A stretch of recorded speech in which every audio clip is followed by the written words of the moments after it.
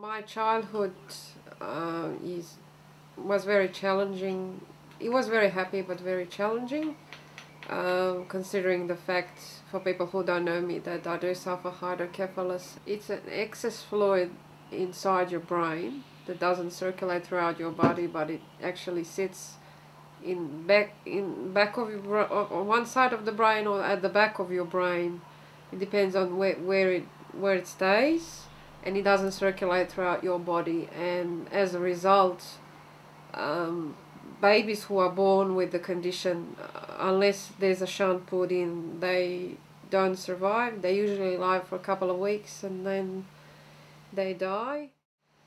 For people who don't know you, it's very challenging on day-to-day basis. People look at you in public places, they look at you on the bus, on the train. My parents were very good in shielding me from what was actually happening to me. The condition that I have in the younger years, you usually, I felt nausea most of the time. That's why I couldn't eat much, and that showed on my the way I was built. So my mum was trying to do me a favour by putting me in pants and shirts, and I actually looked more like a boy than a girl. And when I started having problems in school, instead of saying, okay, you're not good at this, or you can't understand this, or they didn't say I was stupid, but my grandmother really tried to help me out, and she says, how come you can't understand? What is it that it's in her eyes it was simple, but to me it just looked like too much and too difficult to understand.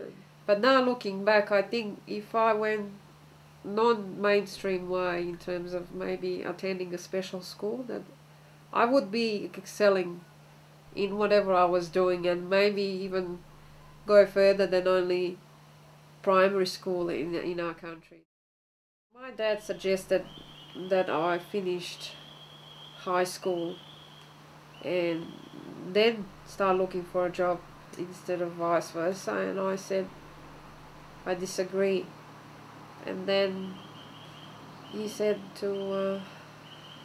that I should, because he couldn't cope with the fact that I was growing up and I wanted to socialize with other people and try and make friendships, because I didn't have them when I was younger. I took a step and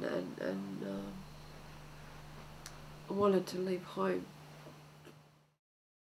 I took some risks that paid off to me in the long run, but to everyone else it seemed a crazy idea or too risky or even life-threatening. When I hit that crisis and met someone that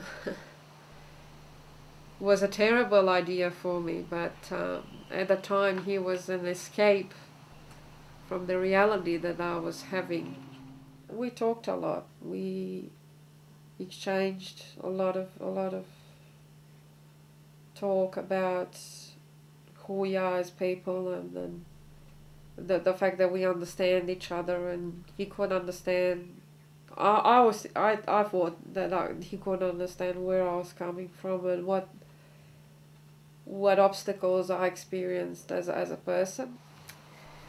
I knew logically that he was all wrong for me, but at the time it seemed like stepping stones to something better, to overcome whatever I was feeling, and to feel better about myself. Uh, because I couldn't get it from anywhere else. If I didn't take those risks, I wouldn't be where I am today.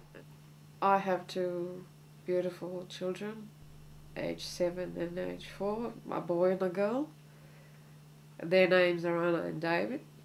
They mean the whole world to me. They're my drive to move forward. They're the only little people that don't judge you for who you are, or what the way other people perceive you, or what other people say. They accept you as you are, and if you love them enough to show them what love is and affection is, they will love you back as much as you give them that love.